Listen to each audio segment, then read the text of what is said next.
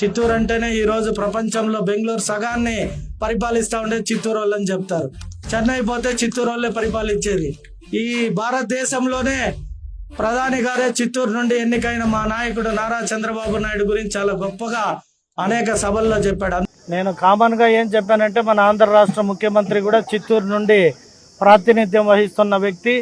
అలాగే చిత్తూరు వాళ్ళు బెంగళూరులో కానీ చెన్నైలో కానీ మంచి స్థాయిలో ఉండారు. దేశ ప్రధాని కూడా కీర్తించే ఒక వ్యక్తులు చిత్తూరు వారు అని చెప్పుకుంటూ నేను మాట్లాడడం తప్పితే ఏ ఒక్క వ్యక్తిని కానీ ఏ ఒక్క భాషని కానీ ఏ ఒక్క ప్రాంతాన్ని కానీ ఎక్కడ కించపరిచే విధంగా ఎవరి దగ్గర మాట్లాడను ప్రవర్తించను కూడా.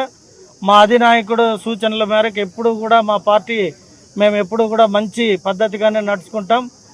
కొందరు రాజకీయ లబ్ధి కోసం ప్రాంతీయ తత్వాన్ని కులతత్వాన్ని మతతత్వాన్ని రెచ్చగొట్టే పార్టీలో నాయకులు ఉంటారు.